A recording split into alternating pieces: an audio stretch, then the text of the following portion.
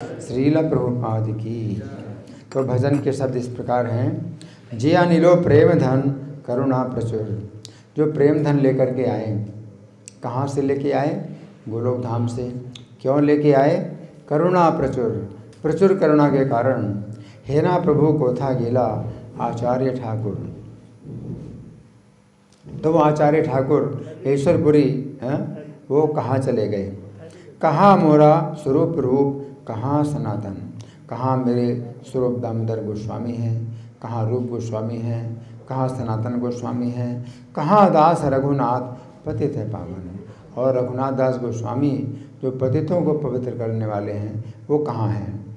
कहाँ मोरा भट्टजुग। भट्टजुग कौन है? भट्टजुग गोपाल भट्ट गोस्वामी और रघुनाथ भट्ट गोस्वामी। तो भट्टयुग दोनों भट्ट, गोपाल भट्ट गोस्वामी और रघुनाथ भट्ट गोस्वामी कहाँ गए? कहाँ कविराज? कविराज कविराज कृष्णदास कविराज। कृष्णदास कविराज कहाँ गए? रामचंद्र कविराज उस समय थे, शरीर में थे, अपने शरीर में थे, उन्होंने शरीर नहीं छोड़ा था। रामचंद्र कविराज ये जो है श्रीनिवासाचार्य के शिष्य हैं और विशेष रूप से नरोत्तम दास ठाकुर ने श्रीनिवासाचार्य के लिए लिखा था भजन। तो रामचंद्र कविराज की बात यहाँ रही है। कविराज है कृष्णदास कविराज। कहाँ मेरे कृष्णदास कविराज हैं? एक काले को था गेला गोरा नटराज। और एक काले अनायास कहाँ चले गए? गोरा नटराज। गोरा नटराज चैतन्य महाप्रभु। नटराज नर्तकों के राजा भगवान चैतन्य कहाँ चले गए? पाषाणे कोटिबो माथा। तो मैं अपने माथे को पत्थर में फोड़ूं अथवा अनले प्रसिबो, अथवा अग्नि में प्रवेश करूं। गौरांगा गुणेर निधि को था गिले पाबो।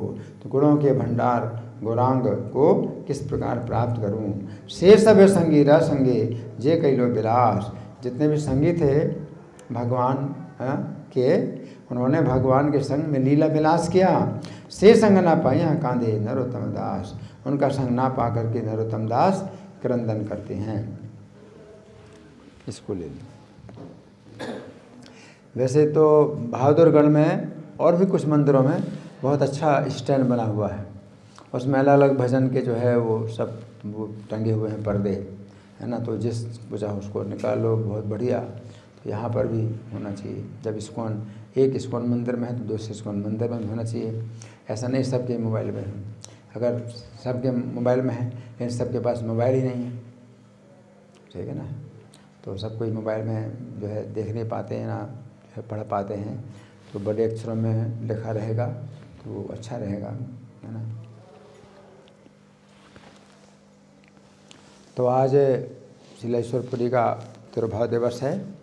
तो हम सुनेंगे चैतन्य भागवत में ईश्वरपुरी के संबंध में। भगवान चैतन्य के ये गुरु हैं और इनका आज के दिन तिरुभाव दिवस है। हमारे वैष्णव कैलेंडर में उनका आविर्भाव नहीं आता, अज्ञात होने के कारण। तो बहुत से वैष्णवों का जो आविर्भाव है वो अज्ञात होता है। तो जो जब वो जन्म लेते हैं तो कोई नहीं जानता कि ये कौन है, इनका क्या महत्व है। तो कोई महत्व नहीं जानता। तो आविर्भाव तिथि को जो है सुरक्षित नहीं रखा जाता। लेकिन बाद में जब शरीर छोड़ते हैं तो उनका बहुत महत्व जब सब लोग जान लेते हैं तो तिरुभाव तिथि को सुरक्षित रखते हैं। तो ईश्वरपुरी भगवान चैतन्य के गुरु हैं। जब उन्होंने जन्म लिया तो कोई नहीं जानता था कि इनका क्या महत्व है, ये कौन है ना। तो इसमें चैतन्य भागवत का ये आदि खंड है और 7वां अध्याय है। तो इसमें वर्णन आता है कि ईश्वरपुरी सबसे पहले जब नवद्वीप में आए उस समय भगवान चैतन्य अध्यापन की लीला कर रहे थे। व्याकरण के शिक्षक थे।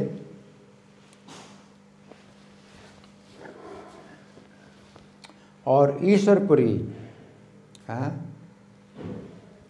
जो कि भगवान के गुरु बनने वाले हैं, अभी भगवान के गुरु नहीं बने और ना भगवान श्री चैतन्य से उनका परिचय है और वो जो है अद्वैताचार्य के घर में आए हैं। अद्वैताचार्य से भी कोई परिचय नहीं है। वो कैसे आए उनको भी नहीं पता कैसे आए। ईश्वरपुरी चलते हैं, पृथ्वी में भ्रमण करते हैं, तो वे नहीं जानते कि वे कहाँ जा रहे हैं और क्यों जा रहे हैं। सब कुछ जो है श्री कृष्ण के चिंतन में ही सब उनका कार्य हो रहा है। वो ये भी नहीं जानते कि कब खाते हैं, क्या खाते हैं, कैसे खाते हैं, कब सोते हैं, कहाँ सोते हैं। वे जो है मतलब पूर्ण रूप से मत चित्ता मदगत प्राणा, तो श्री कृष्ण में चित्त लगाए हैं, उनके प्राण भी श्री कृष्ण में अर्पित हैं, तो वे कुछ नहीं जानते हैं। और अद्वैताचार्य के घर के अंदर भी कैसे आ गए, ये सब जो है श्री कृष्ण की योजना है ना। अभी आजकल तो मोबाइल है मोबाइल है और जो है इंटरनेट है, तो किसी भी व्यक्ति का पता भी लग जाता है, उनके से संपर्क हो जाता है, तो बहुत कुछ हो जाता है। लेकिन उन दिनों तो कुछ भी नहीं था, है ना। एकमात्र मीडिया श्री कृष्ण ही थे, तो श्री कृष्ण के ही माध्यम से वे जो है अद्वैताचार्य के घर में आए। तो अद्वैताचार्य के घर में जब आए, हाँ, उस समय विश्वम्भर प्रभु, चैतन्य इनका नाम नहीं है, चैतन्य नाम इनका नहीं है। चैतन्य नाम तो इनको संन्यास के समय प्राप्त हुआ, तो चैतन्य नाम नहीं है इनका। क्या नाम है? एक तो नाम विश्वम्भर है, दूसरा नाम क्या है? निमाई। निमाई पंडित या विश्वम्भर है, तो ये दो नाम उनके हैं। तो श्री विश्वम्भर प्रभु विद्या अध्ययन में आनंद ले रहे हैं। इन्होंने भी कीर्तन को प्रकाशित नहीं किया, इन्होंने भी कीर्तन प्रकाशित नहीं किया है ना। विद्या अध्ययन में आनंद ले रहे हैं और माता सची का आनंद भी बढ़ा रहे हैं, माता सची का आनंद बढ़ा रहे हैं, है ना। इनके पिता जगन्नाथ मिश्र का परलोकवास हो गया है और इनके बड़े भाई विश्वरूप भी जो है संन्यास ले चुके हैं। तो पहले विश्वरूप ने संन्यास लिया, उसके बाद फिर जगन्नाथ मिश्र का परलोकवास हुआ। तो घर में जो है सची माता हैं और विश्वम्भर हैं, है ना। तो माता सची का आनंद बढ़ा रहे हैं। इसी समय ईश्वरपुरी अति गुप्त वेश धारण कर नवद्वीप में आ पहुँचे। वेशभूषा को देखकर ये पता नहीं लगता था कि भक्ति साधक हैं या ज्ञान योग के साधक हैं। सन्यासी, तो वैष्णव सन्यासी और मायावादी सन्यासी में अभी तो अंतर होता है। वैष्णव सन्यासी और मायावादी सन्यासी में अंतर होता है। जो वैष्णव सन्यासी है उसका जो दंड होता है वो त्रिदंड होता है, त्रिदंडी सन्यासी। जो वैष्णव सन्यासी हैं वो त्रिदंडी सन्यासी होते हैं, उनके सन्यास में 3 दंड होते हैं। और जो मायावादी सन्यासी हैं वो एक दंडी सन्यासी होते हैं, है ना। और शिखा भी नहीं धारण करते। जो मायावादी सन्यासी हैं वो शिखा भी धारण नहीं करते और सूत्र भी धारण नहीं करते। सूत्र मतलब ब्राह्मण सूत्र, यज्ञोपवीत, वो भी धारण नहीं करते। तो ईश्वरपुरी जो है ऐसे ही सन्यासी हैं, कोई नहीं जान सकता कि ये वैष्णव सन्यासी। कभी कभी वैष्णव भी जो है किसी वेशभूषा में होते हैं तो वो वैष्णवों की वेशभूषा नहीं होती। तो इस प्रकार से आए, इनकी वेशभूषा को देख करके पता नहीं लगता कि भक्ति साधक हैं या ज्ञान योग साधक। तो ये महाशय कृष्ण रस में परम बेहबल रहते हैं और श्री कृष्ण के एकांत प्रिय भक्त हैं, परम दयामय हैं। इनको इस वेश में कोई भी पहचान ना सका। कृष्ण रस परम बेहबल महाशय, एकांत कृष्ण रे प्रिय अति दयामय। ताने वैसे ताने के हो चिन्हिते न पारे, दैवे गिया उठिले न अद्वैत मंदिरे। तो कोई पहचान नहीं पा रहा है इनको, है ना। नवद्वीप में भक्त हैं, नवद्वीप में बहुत थोड़े भक्त हैं और उनको पाखंडी लोग बहुत सताते हैं। पाखंडियों की संख्या बहुत ज़्यादा है। वे चढ़ाते हैं, इनके कीर्तन की हंसी उड़ाते हैं लेकिन ईश्वरपुरी बहुत बड़े वैष्णव हैं, लेकिन कोई नहीं पहचान पाता, है ना। तो ये कैसे आए? हाँ, दैव योग से अद्वैत प्रभु के घर में आ पहुँचे। तो इसमें बताया गया है, दैवे गिया उठी लेने अद्वैत मंदिरे। अद्वैत मंदिर, हाँ, अद्वैत का घर मंदिर ही है। अद्वैत के मंदिर में आ गए, है ना। अद्वैत प्रभु बैठ करके सेवा भजन कर रहे थे। वहाँ उनके आगे जाकर बड़े संकुचित होकर श्री पुरी जी बैठ गए। तो आए तो अद्वैताचार्य पूजा कर रहे थे भगवान की। तो ये मान करके कि मैं यहाँ पर इनकी पूजा में बाधा डालने के लिए आ गया हूँ, तो बड़े संकुचित होकर के बैठ गए कि इनकी पूजा में जो है मतलब मेरे कारण कोई बाधा ना पड़े। तो बड़े मतलब संकुचित हैं, संकोच कर रहे हैं, है ना। वो नहीं चाहते अद्वैताचार्य उठ करके मेरा स्वागत करें। मतलब अपने को बहुत मतलब व्यर्थ का समझ करके, बहुत तुच्छ समझ करके, हैं, मैं अनावश्यक रूप से यहाँ आ गया हूँ, इनकी पूजा में बाधा डालने के लिए आ गया हूँ, इस भाव से ये जो है वहाँ पर संकुचित होकर के बैठ गए। और परिचय कुछ भी नहीं है, न अद्वैताचार्य इनको जानते न ये अद्वैताचार्य को जानते। लेकिन कितने महा वैष्णव हैं ईश्वरपुरी, और अद्वैताचार्य महावैष्णव। तो एक महावैष्णव का एक महावैष्णव के घर में आगमन हुआ, ये केवल कृष्ण की शक्ति से हुआ। दोनों एक दूसरे को नहीं जानते, है ना। तो क्या हुआ, संकुचित होकर के बैठ गए, और वैष्णव का तेज वैष्णव से छुपा नहीं रह जाता। अतः बार बार श्री अद्वैत इनकी तरफ देखने लगे। तो पूजा में लगे हैं अद्वैताचार्य, इनकी तरफ बार बार देख रहे हैं, है ना, बार बार देख रहे हैं।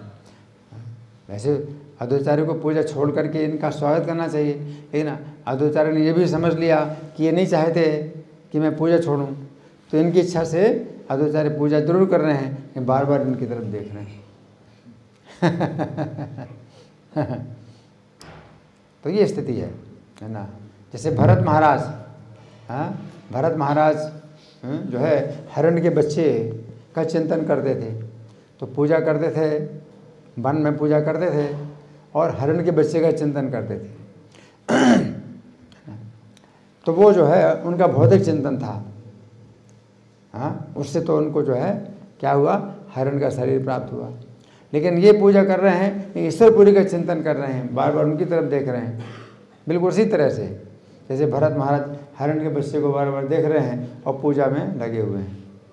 तो पूजा में तो उनका मन नहीं लग रहा है, वो हिरण्य के बच्चे मन लगा हुआ है, और हिरण्य का बच्चा कहीं चला ना जाए और उसके जीवन को किसी प्रकार का संकट ना हो जाए, तो इस चिंता में जो है हिरण्य के बच्चे का चिंतन कर रहे हैं। अद्वैताचार्य इसी प्रकार से पूजा में ईश्वरपुरी का चिंतन कर रहे हैं। लेकिन ईश्वरपुरी कौन है, महावैष्णव है।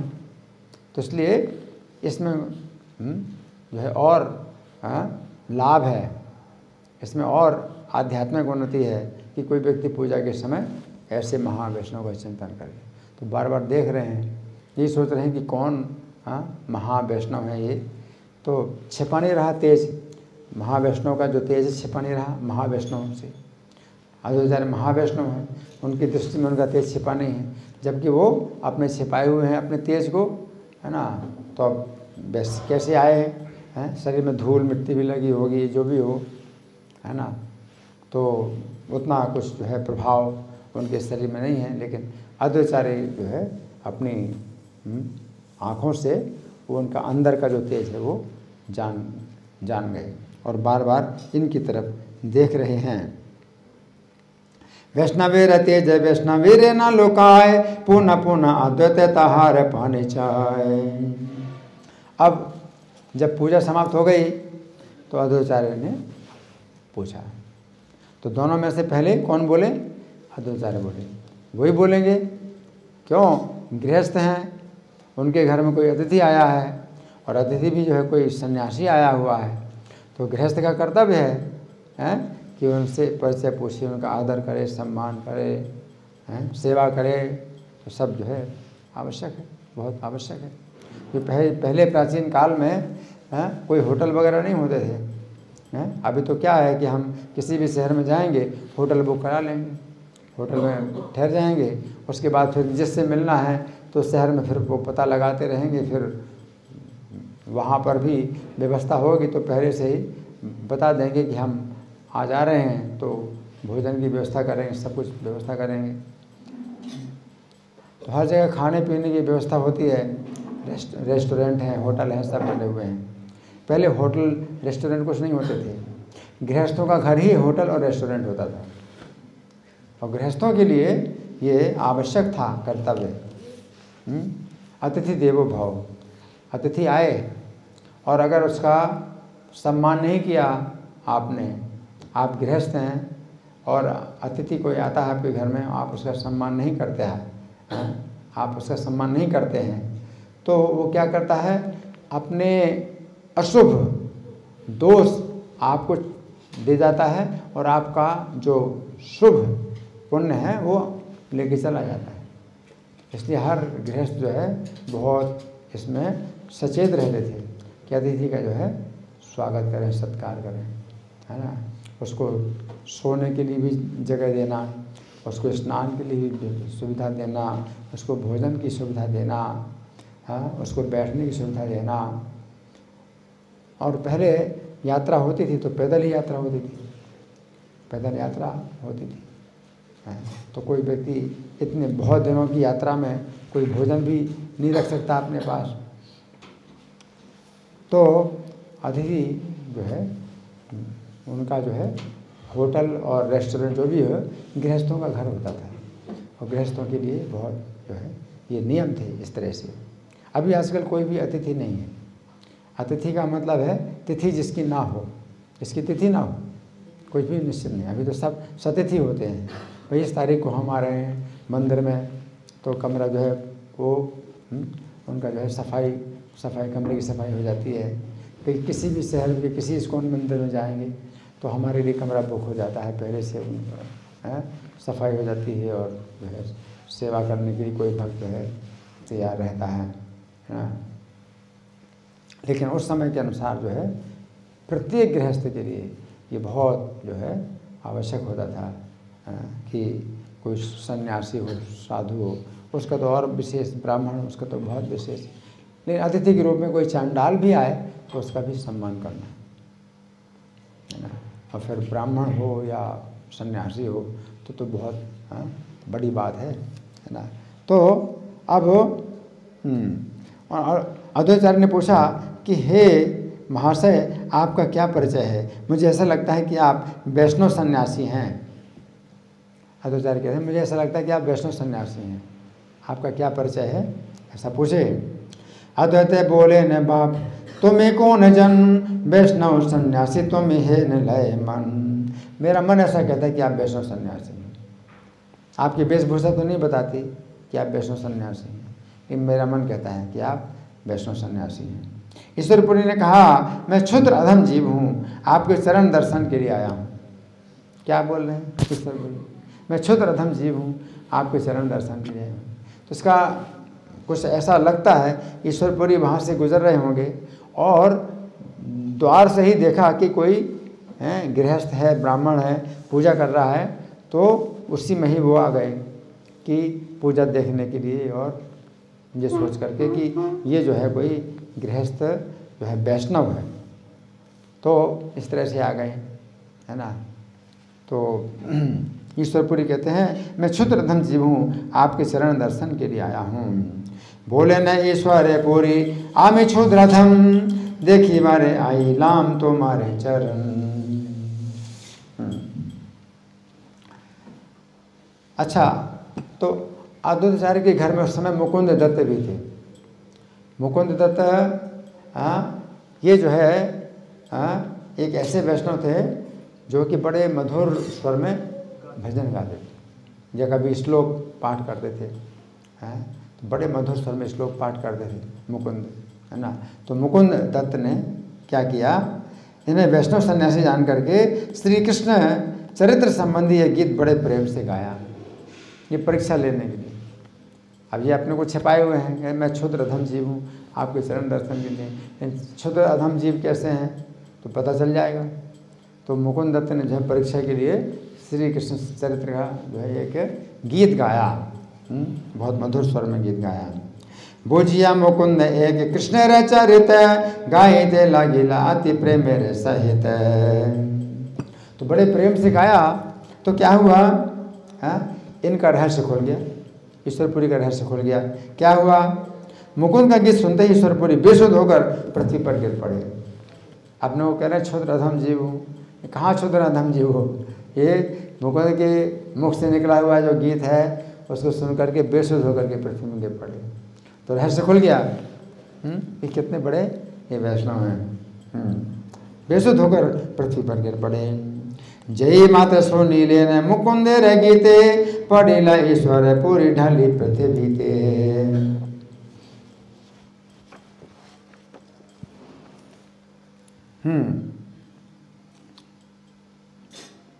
और नेत्रों से लगातार अश्रुधारा प्रवाहित हो रही, लगातार अश्रुधारा प्रवाहित होने लगी और बार बार प्रेम अश्रुधारा बढ़ने लगी और बढ़ रहे और निकल रहे हैं, अश्रु निकल रहे हैं, निकलते जा रहे हैं और बढ़ते रहे, अश्रुधारा बढ़ने लगी। नए नेर जले अंत नाहे के तहान, पुनः पुनः बाढ़े प्रेम धारा रे पायान। जैसे तैसे अद्वैत ने इन्हें उठाकर गोद में लिया, अद्वैताचार्य ने इनको उठाकर गोद में लिया और उनका भी शरीर इनके नेत्र जल से भीग गया। अद्वैताचार्य का भी पूरा शरीर नेत्र जल से भीग गया और इनका प्रेम बढ़ता जा रहा था, संवरण नहीं हो पा रहा था। आनंद पूर्वक से मुकुंद उच्च स्वर से श्लोक पढ़ने लगे। आस्ते व्यस्ते अद्वैत तो लीला ने जे कोले, सिंचित है अंग नयन रे जले। संवरण नाये प्रेम पुनः पुनः बढ़े, संतोषे मुकुंद उच्चकारी श्लोक पढ़े। अब सब वैष्णवों ने देखा इनका प्रेम का क्या लक्षण है। सब वैष्णवों ने देखा कौन है ये, आप सब सोचते कौन है ये, हैं ऐसा प्रेम का लक्षण है। सबके मन में अतुल आनंद उदय हुआ, क्योंकि वैष्णवों का मतलब मिलना बड़ा दुर्लभ है। नवद्वीप में वैष्णव का मिलना दुर्लभ, और भगवान स्वयं भी जो है अभी वैष्णव के रूप में नहीं प्रकट हुए हैं, वो व्याकरण के शिक्षक बने हुए हैं, है ना। तो वैष्णवों के लिए जो है मतलब बड़ी एक प्रकार से विपत्ति बनी हुई है ना। तो सब जो है अतुल आनंद हुआ कि हमारे बीच में एक ऐसा वैष्णव आया, हमें तो बहुत बल मिल रहा है, एक वैष्णव का बल मिल रहा है। फिर सबको पता चला ईश्वरपुरी हैं ये तो, ओहो ईश्वरपुरी हैं, मतलब नाम सुना था ईश्वरपुरी, माधवेंद्रपुरी के शिष्य ईश्वरपुरी। अब पता चला कि अरे ये तो ईश्वरपुरी हैं, है ना। पता चला ईश्वरपुरी हैं, इनका प्रेम देखकर सब हरि हरि स्मरण करने लगे। हरि बोल। पाछे सब बेचे नीले न श्री ईश्वर पुरी, प्रेम देखी सब स्मरे न हरि हरि।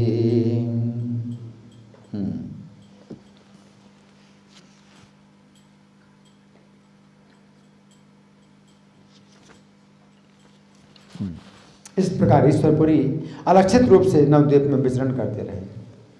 अलक्षित रूप से मतलब अपने को बिल्कुल छिपाए हुए हैं ईश्वरपुरी, और नवद्वीप में विचरण कर रहे हैं। अब या तो ईश्वरपुरी को पता है कि भगवान का ये जो है लीला स्थान है, अलग से अपने को बिल्कुल छिपाए हुए हैं और नवद्वीप में विचरण करते हैं।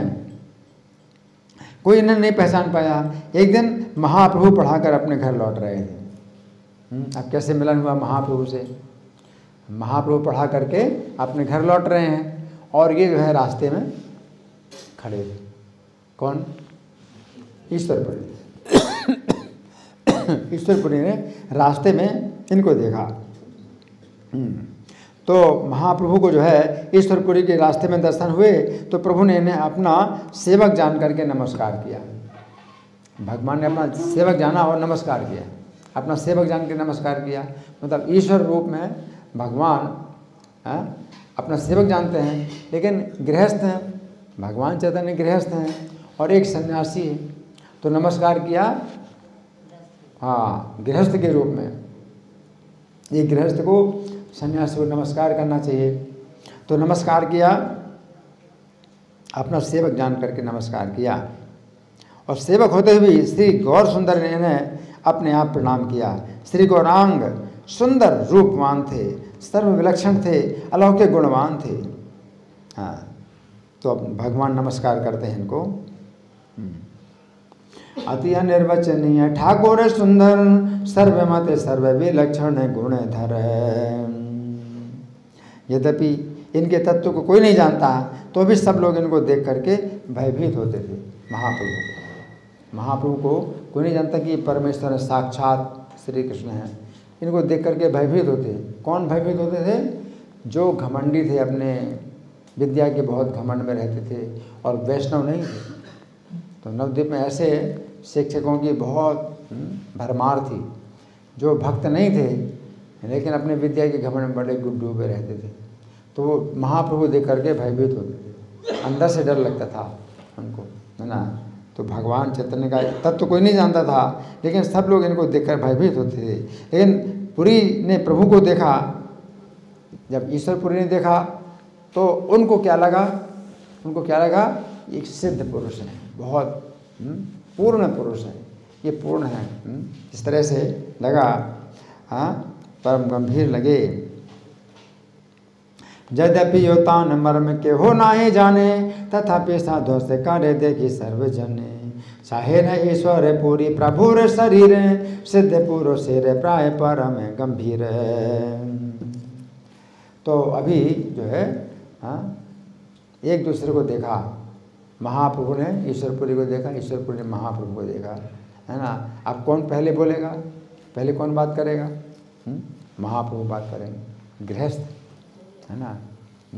अद्वैताचार्य ने पहले अद्वैताचार्य ने बात की थी, है तो महाप्रभु, है ना। अच्छा, क्षमा करना। ईश्वरपुरी ने पूछा, ईश्वरपुरी ने पूछा, विप्रवर आपका क्या नाम है? ईश्वरपुरी पूछते हैं महाप्रभु से, क्या पूछते हैं? विप्रवर आपका क्या नाम है? क्या पुस्तक पढ़ाते हो और क्या पढ़ते हो? आप क्या पढ़ते हो, क्या पढ़ाते हो? कौन सी पुस्तक पढ़ते हो, कौन सी पुस्तक पढ़ाते हो? ईश्वरपुरी ने प्रश्न किया। आपका निवास स्थान कहाँ पर है? साथ के साथियों ने कहा, इनके साथी जो शिष्य लोग थे, उनको भगवान जो है अपने साथी की तरह रखते थे, बराबर सम्मान देते। तो साथ के जो शिष्य लोग थे, तो साथियों ने कहा, इनका नाम है निमाई पंडित। बड़े गौरव के साथ दिया परिचय, इनका नाम है निमाई पंडित। पूरी बोले, अच्छा आप हैं वो? निमाई पंडित का नाम तो बहुत सुना था, है ना। अच्छा आप हैं वो? ईश्वरपुरी के, अच्छा आप हैं वो? चाहे न ईश्वर पूरी प्रभु रे शरीर, सिद्ध पुरुष रे प्राय परम गंभीर। जिज्ञासे न तुम्हारे की नाम विप्रवर, की पोथी पढ़ाओ पढ़े कौन स्थान धर्म। शेष सबे बलि ले निमाई पंडित, तुम इसे बलिया बढ़ाई हर्षित। तो पूरी प्रभु को देखकर बड़े आनंदित हुए, बहुत आनंद हुआ कि इतने विद्वान हैं, बहुत विद्वान हैं ये, है ना। आनंदित हुए और प्रभु ने इन्हें भिक्षा का निमंत्रण दिया। भिक्षा, सन्यासी को अपने घर में भिक्षा का निमंत्रण दिया जाता है, भोजन का निमंत्रण नहीं दिया जाता। ब्राह्मणों को भोजन का निमंत्रण दिया जाता है, ब्राह्मणों को भोजन का निमंत्रण दिया जाता है, और स्वादिष्ट भोजन, और ब्राह्मण लोग जो है स्वादिष्ट भोजन पसंद करते हैं, है ना। लेकिन सन्यासी को भिक्षा के नाम से ही स्वादिष्ट भोजन दो, लेकिन भिक्षा के नाम पर दो, भिक्षा के नाम पर दो, है ना। सन्यासी को ये कहा जाता है कि कुछ जो है 2 मुट्ठी चावल है हमारे घर में, आप इसको ग्रहण करो, फिर आप जो कुछ खिलाओ। भिक्षा के नाम पर ही वो आता है भोजन करने। ब्राह्मणों को 56 प्रकार के भोजन हैं, खिलाओ, वो जो है तो ब्राह्मण लोग जो है खाते हैं। लेकिन सन्यासी नहीं, उनके लिए यही है कि भाई इस तरह की इच्छा नहीं करना है कि स्वादिष्ट भोजन मिले कहीं पर, है ना। तो भिक्षा के नाम, भिक्षा का निमंत्रण दिया भगवान ने, हाँ, भिक्षा का निमंत्रण दिया, उन्हें अपने घर ले आए कि चलो हमारे घर में आप भिक्षा करो, और अपने घर ले आए इनको। माता सची ने भगवान श्री कृष्ण को भोग अर्पण किया, फिर पुरी जी ने प्रसाद ग्रहण किया और मंदिर में बैठ गए। भगवान चैतन्य के घर में भी एक मंदिर था, तो मंदिर में बैठ गए। पुरी जी प्रसाद ग्रहण करके मंदिर में बैठ गए। कृष्ण रे नैवेद्य आई करी ले न गिया, भिक्षा करे विष्णु गृह बसिया आसिया। श्री कृष्ण प्रस्ताव ताबे कही ते लागिला, कही ते कृष्ण रे कथा बेबल हैला।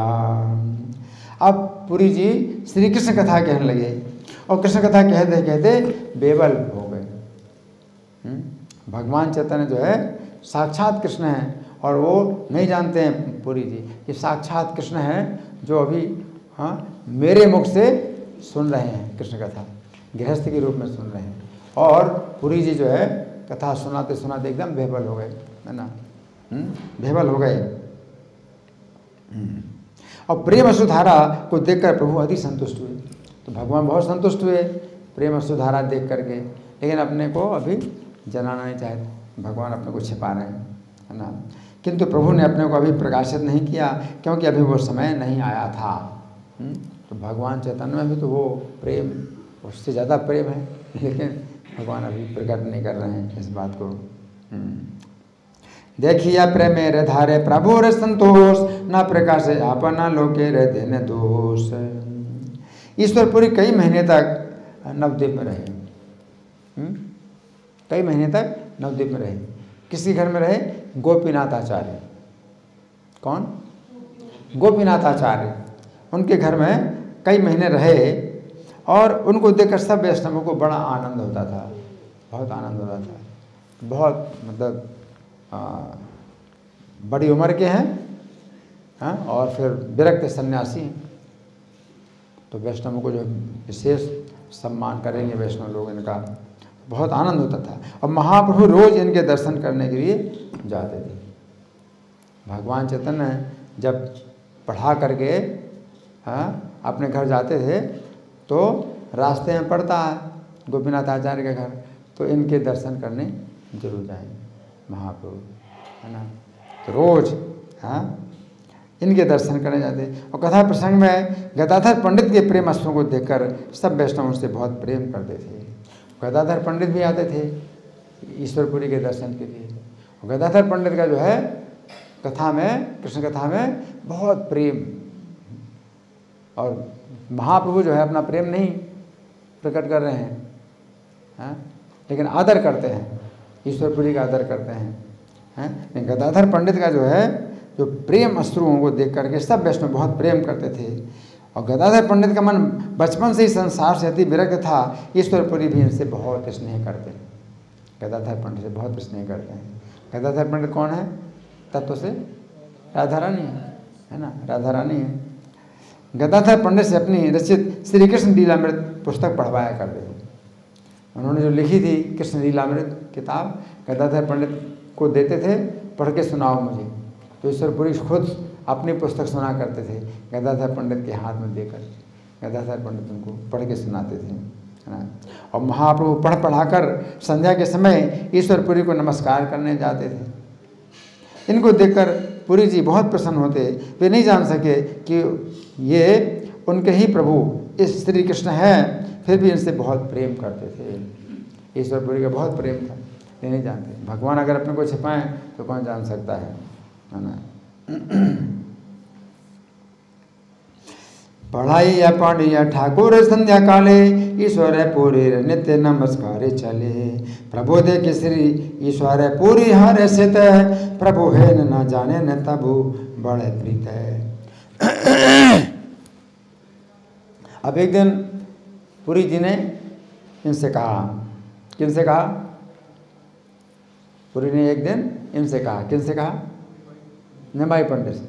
निमाई पंडित से, विश्वम्भर आप बहुत बड़े विद्वान हो, मैंने श्री कृष्ण चरित नामक पुस्तक लिखी है, उसे देखकर तुम बोलो कहाँ क्या क्या दोष रह गया है। रोज आते हैं ना माता जी, हरि बोल, ये बड़ा दोष है इसमें, सोने में बड़ा दोष है ना। या तो खड़े हो जाओ, कुर्सी में बैठ कर नींद आती है तो खड़े हो जाओ, है ना, सोना नहीं।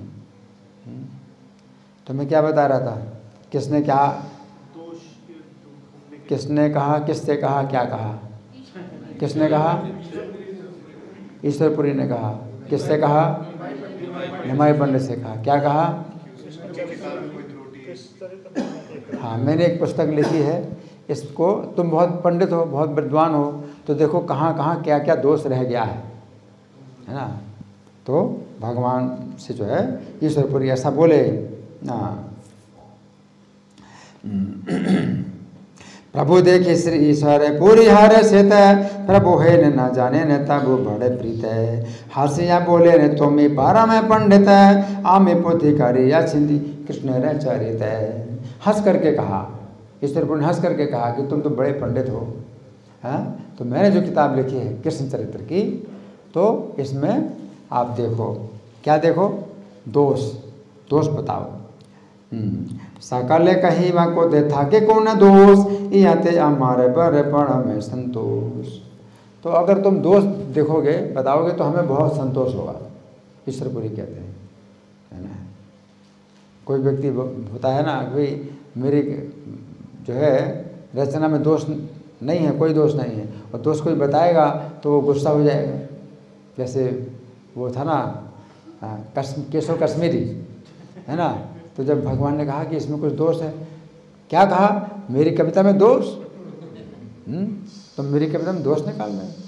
तो ईश्वरपुरी क्या बोलते हैं? नहीं, दोष अगर तुम बताओगे तो मुझे बड़ा संतोष होगा, है ना।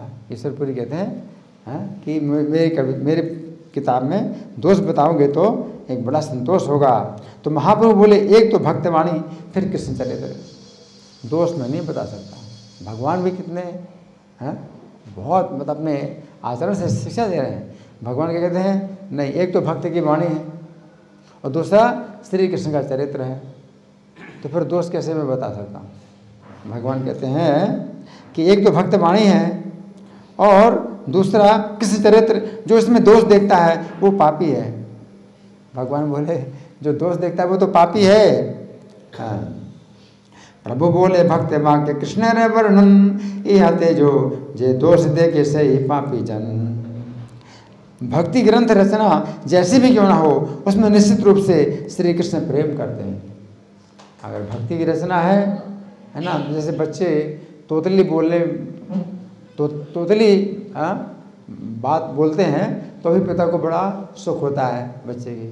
तो भक्ति की रचना है तो कृष्ण तो प्रेम करते हैं। तो भक्ति ग्रंथ रचना जैसी भी क्यों ना हो, उसमें निश्चित रूप से श्री कृष्ण प्रेम करते हैं। ठीक है, मूर्ख तो विष्णाय नमः कहता है, किंतु भगवान श्री कृष्ण दोनों के वचनों को समान भाव से ग्रहण करते हैं। भक्तेर कवे तो जेते मध्य के नहे, सर्वदा कृष्ण प्रीतता ते निश्चय।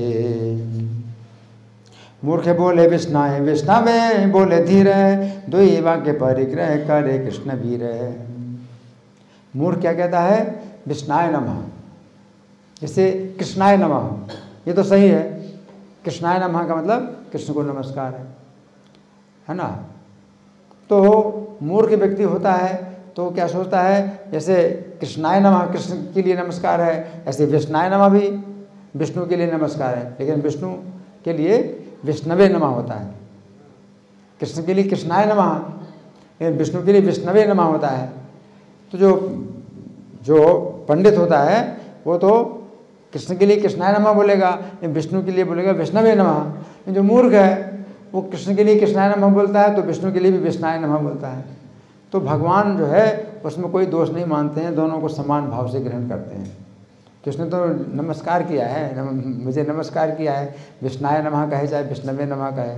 तो जो भगवान चैतन्य कहते हैं कि दुई वाक्य परिग्रह करे कृष्ण की। मूर्खो वदति विष्णाय, धीरो वदति विष्णवे, अभ्योस्तु समम पुण्यम भावग्राही जनार्दन। ये श्लोक जो है उन्होंने पढ़ा भगवान चैतन्य ने। क्या है कि भगवान तो भावग्राही है। भगवान नहीं मतलब सोचते कि ये कितना मूर्ख है, ये विष्णाय नमः बोल रहा है, मुझे इसको तो विष्णवे नमः बोलना चाहिए। तो भगवान इस बात में कोई बुरा नहीं मानते हैं। वो तो प्रसन्न होते हैं। भावग्राही जनार्दना, है ना। मूर्खो बतति विष्णाय और धीरो बतति विष्णवे और भ्योस्तु समम पुण्यम भावग्राही जनार्दना। दोनों को बराबर पुण्य होता है।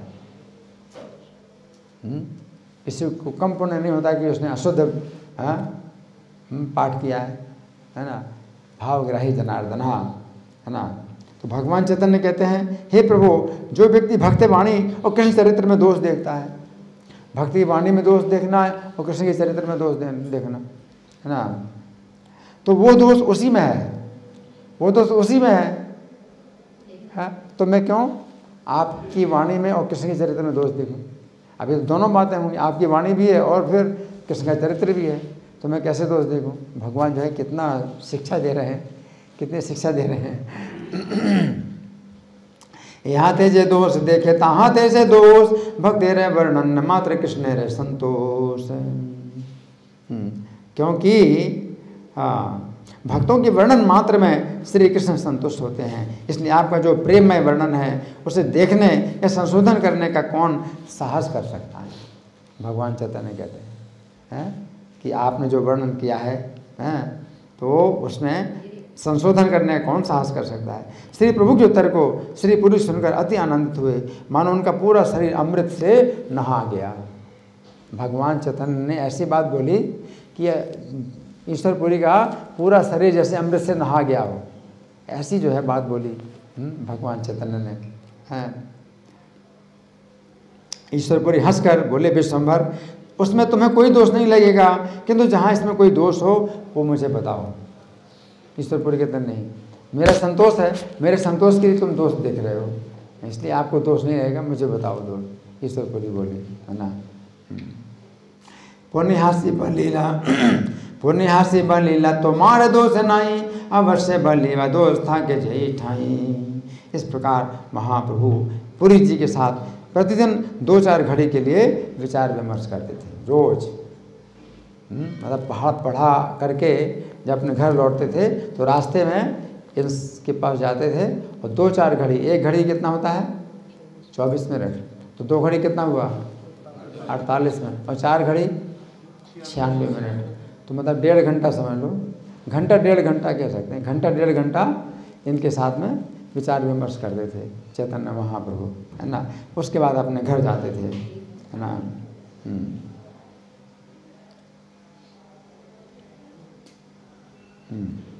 एक दिन प्रभु इनके कवित्व को सुनकर हंस पड़े और बोले, यहाँ तो धातु की संगति नहीं बैठ रही है। प्रभु ने कहा, धातु आत्मनेपति लगाना संगत नहीं है। इतना कहकर प्रभु अपने घर चले गए। ईश्वरपुरी भी विद्यारस में बड़े हर्षित होते थे, तो प्रभु ने घर आकर धातु पर विचार किया और फिर उस धातु को आत्मनेपदी रूप में स्थापन किया। दूसरे दिन जाकर के प्रभु ने उनका व्याख्यान किया और बोले, प्रभु जिस धातु को आपने परस्मैपदी रूप में प्रयोग किया था उस समय आत्मनेपदी में जोड़कर लाया हूँ। प्रभु की व्याख्या सुनकर पुरी जी बड़े संतुष्ट हुए। फिर उसके बाद प्रभु ने अपने भक्त पुरी जी को विजयी बनाए रखने के लिए कोई दोष नहीं निकाला, एक संशोधन कर दिया और पुरी जो है बड़े प्रसन्न हुए, लेकिन फिर कोई दोष नहीं निकाला, क्योंकि पुरी जो है को अपना गुरु मानते हैं, है ना। तो गुरु को विजयी बनाए रखने के लिए कोई दोष नहीं निकाला, क्योंकि श्री भगवान सदा अपने भक्तों की विजय वृद्धि किया करते हैं। सब वेद प्रभु के स्वभाव का वर्णन करते हैं। व्याख्यान सुनी है प्रभु परम संतोष, मृत्य जय निमित्त न देन आर दोष, सर्वकाल प्रभु बढ़ाए न मृत्य जय, एतान स्वभाव सकल वेद कहे। समस्त वेदों ने भगवान का स्वभाव बताया है कि अपने भक्त को हमेशा विजयी बनाते हैं भगवान।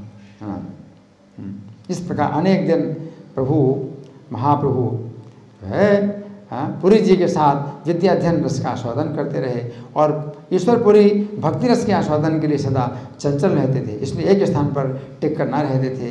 पृथ्वी को पवित्र करने के लिए नवद्वीप से अन्यत्र कहीं चले गए। ईश्वरपुरी दूसरे स्थान में चले गए। क्यों? उनको पृथ्वी को पवित्र करना है, तो भगवान ही चाहते हैं कि ये पृथ्वी को पवित्र करें, तो एक स्थान में ना ठहरे। ईश्वरपुरी को जो है भगवान चैतन्य ने ही इस प्रकार से चलाया कि नवद्वीप छोड़ करके अन्यत्र चले गए, ईश्वरपुरी चले गए। भक्ति रसे चंचल एकत्र नहीं स्थिति, पर्यटन चलीला पवित्र करी छिति। जो व्यक्ति ईश्वरपुरी के इस पावन चरित्र को सुनेगा, सुन रहे आप लोग तो कान खोल के सुनो, कान खोल के सुनो। जो व्यक्ति श्री ईश्वरपुरी के इस पावन चरित्र को सुनेगा, उसका श्री कृष्ण चरण कमलों में सदा निवास होगा। हरि बोल, हरि बोल, हरि बोल। जे सुनाए ईश्वर पूरी रे पुण्य कथा, तारे वास है कृष्ण पाद पद में जथा। इनमें उसका मन सदा रमा रहेगा। माधवेंद्रपुरी में जितना प्रेम था वो सब उन्होंने अंत समय में ईश्वरपुरी को प्रदान किया था। श्री गुरुदेव द्वारा श्री कृष्ण कृपा को प्राप्त करके निर्विरोध होकर सदा भ्रमण करते रहते थे। इनका कोई विरोध नहीं करता था ईश्वरपुरी का। और कृष्ण माधवेंद्रपुरी की कृपा से इनको माधवेंद्रपुरी का सब प्रेम प्राप्त हो गया था ईश्वरपुरी को, है ना। श्री कृष्ण चैतन्य और नित्यानंद प्रभु जिनके जीवन धन है, वृंदावन दास उनके चरणों की सन्निधि में उनके लीला गुण का गान करते हैं। पाइया गुरुर प्रेम कृष्ण ने प्रसादे, भ्रमे न ईश्वर पुरियति निर्विरोधे। श्री कृष्ण चैतन्य नित्यानंद चांद जान, वृंदावन दास तजुपद जुगे गान। तो इनका चरित्र और भी है, लेकिन अभी हमारे पास इतना समय नहीं है, तो हमने कुछ सुना और इसमें भी बहुत बड़ी महिमा है, सुनने की बहुत महिमा है। ये मत सोचना कि सुनने से कोई फ़ायदा नहीं है, कुछ करना, कुछ प्रैक्टिकल करना है। तो ये जो है अज्ञान है कि क्योंकि भगवान की कथा तो सुनी जाती है, इसमें प्रैक्टिकल तो और कुछ नहीं होता है। यही प्रैक्टिकल होता है कि आप सुनिए, ठीक है ना, और सुनिए और दूसरों को सुनाइए। तो अब हमारे पास कुछ समय तो है, तो आप लोगों के साथ में विचार करें, मंथन करें। आप लोगों की ओर से कोई प्रश्न है या मैं प्रश्न करूँ? जी। जैसे कि दो बातें बताई जाती है कि नित्यानंद भगवान के जो और लक्ष्मीपति के बीच का सुनाया जाता है, दोनों फिर से बोलिए। नित्यानंद भगवान के जो गुरु के बारे में बताया जाता है, माधवेंद्रपुरी का भी नाम आता है और लक्ष्मीपति के का भी नाम आता है, तो दोनों में कौन ठीक? हमारी जो गुरु परंपरा है ये शिक्षा के आधार पर है, शिक्षा के आधार पर है।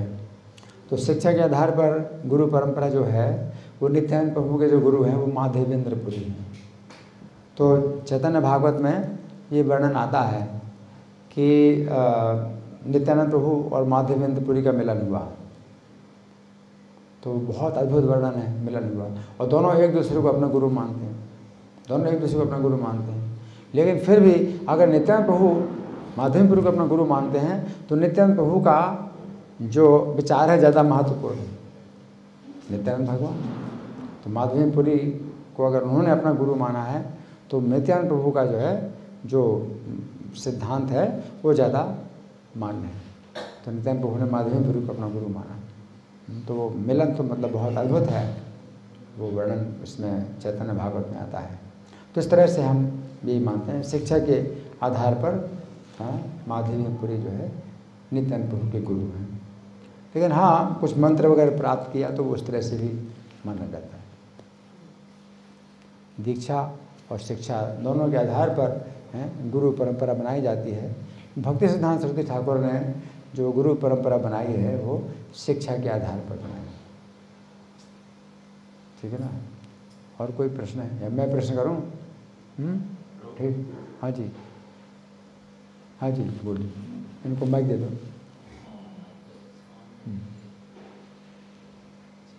हाँ बोलिए।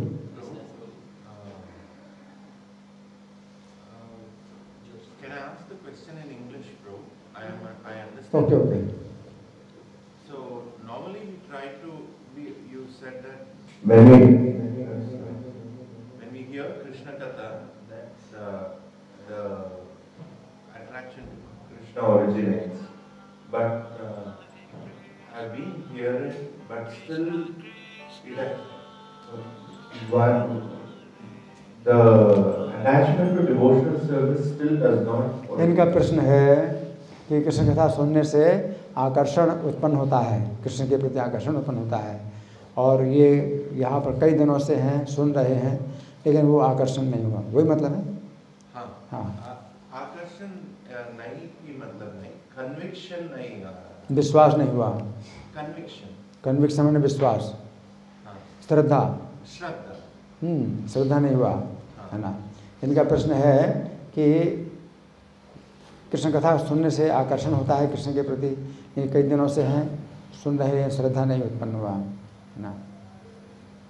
देखिए, कृष्ण कथा जो है ये शुद्ध करती है। आप अगर सुनते हैं तो कृष्ण कथा शुद्ध करती है, कृष्ण का नाम ही शुद्ध करता है। लेकिन ये ज़रूरी नहीं है कि आपको रस मिले, उसमें रुचि हो, ये ज़रूरी नहीं है। रुचि का धरातल बहुत ऊपर होता है, पहले श्रद्धा का धरातल होता है, श्रद्धा फिर साधु संग, है ना।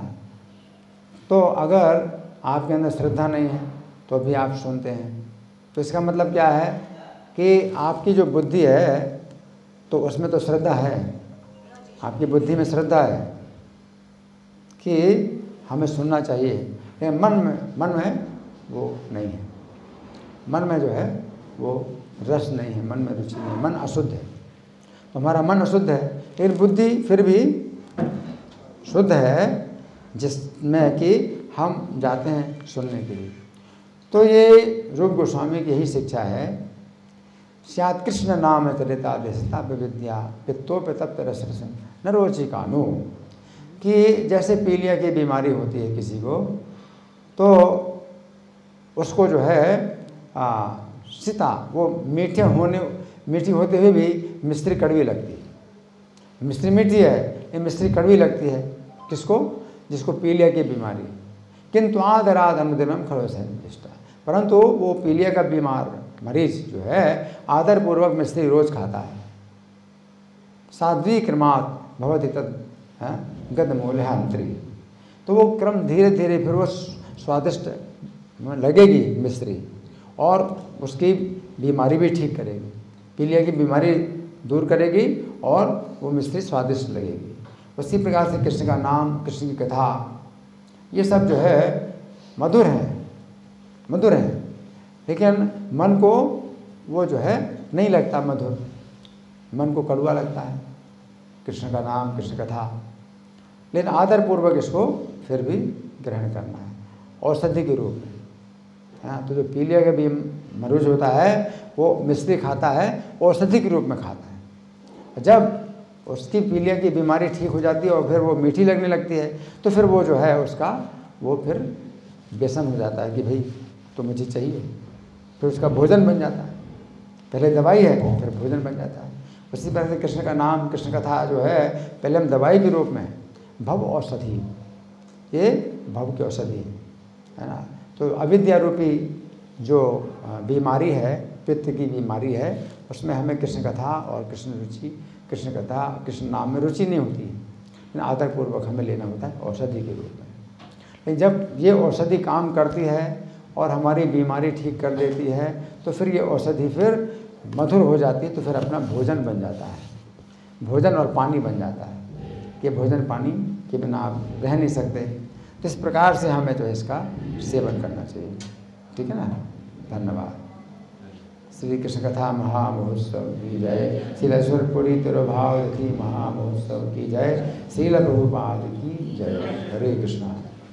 हरे कृष्णा। तो बहुत बहुत धन्यवाद करते हैं जिना मेहतर का, जो बहुत ही सुंदर तरीके से इस सर्वमणि की महिमा का गुणगान की हम लोग कृष्ण के चरणों में प्रीति बढ़े, इसके लिए प्रभु ने हमें भी बेनिडिक्शन दिए। तो प्रभु के लिए हम लोग एक बार जोर से इस महामंत्र लेंगे, हरे कृष्णा कृष्णा कृष्णा हरे हरे, हरे राम राम राम हरे हरे। इसी सरकार करुणावती महामहोत्सव की विजय काशी महामहोत्सव की, इस मित्र प्रभु की, श्री प्रभुपाद की।